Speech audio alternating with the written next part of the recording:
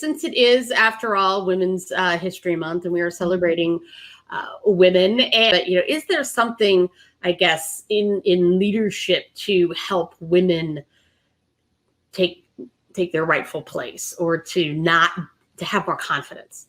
I love this question, because I've been really getting ticked off lately about, I've been hearing people talk about this concept of feminine energy and male energy. And I do believe that there's feminine energy and there's male energy. I'm not saying that that's what's ticking me off. What's ticking me off are people saying that male energy is about getting results and female energy is about this fluffiness. And that is like, what are you smoking, people? So I think what the reality is, if you remember the Chinese symbol of the yin and the yang, that's the reality of male and female, is that we contain both of those energies inside of us. Not to sound woo-woo, but that's the truth. We have aspects of our personality that have been labeled male, and we have aspects of our personality that have been labeled female.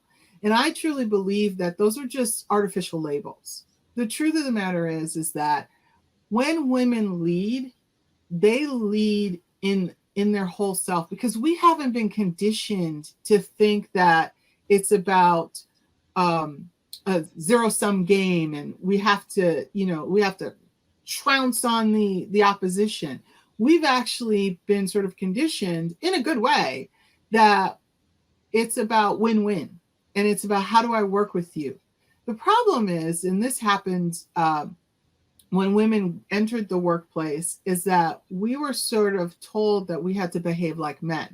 What was told to us as men, right?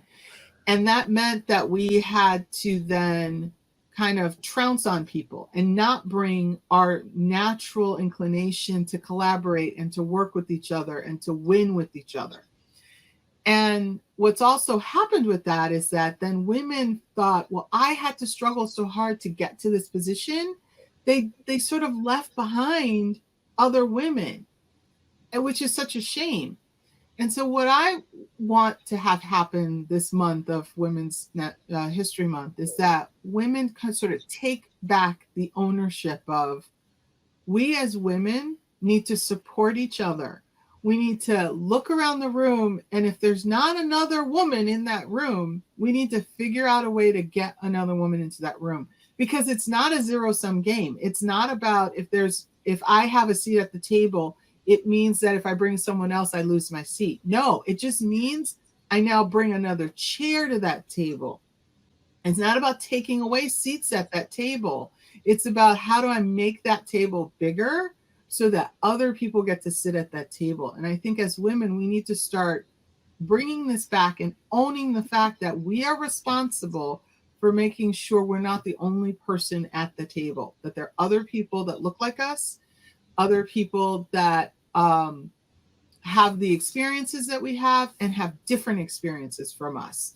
So that's my big thing, is that I want women as leaders to start looking around and saying, okay, how do I get more young women at this table, more older women at this table, women at this table? Right? Come on. Women, I would call it out. Women, we have some biases for other women. Let's face it. We have to get over those biases. If we think somebody is taller, leaner, prettier than we are, or whatever, that's a real thing. We have to examine ourselves and go, okay, did you not invite them to the meeting because they really didn't need to be there? Or did you not invite them to the meeting because you were a little bit intimidated by their loveliness? Some of those things. And so, I've been telling my female executives all the time, like, you got to keep it open, ladies, right? Yeah. Regardless, and we have to keep this upper part moving, because that's the part that shows the collaboration and the caring, and it's what you can see in the, in your box. So, keep those signals going to encourage the other women to feel comfortable at the table, because you are also there for the first time. And one other point on that, because I know we have to go, but I'm on a mission to stop teaching girls to be nice and focus on being kind, because there's a difference between being nice and being kind. And, I'll quickly say nice is about, I want people to like me. Kind is about caring about other people, but not focused on being liked. And I think that's what we need to bring into boardrooms, is that we need to stop teaching girls that they have to be nice. Because I don't have to be nice. I have to be kind. I have to be considerate. But that doesn't mean that I don't get to have a voice. As men, and I've been in those boardrooms where men try to talk over you. And, when you assert yourself, you get called all kinds of names. But I still believe that you can assert yourself in a kind way and still be heard and not trample over people. And it's, in the beginning, it's a battle, it's a struggle, but you have to be willing to get past this idea of, I want everybody to like me. I want to be nice. I want to be kind, but I also want to get things done.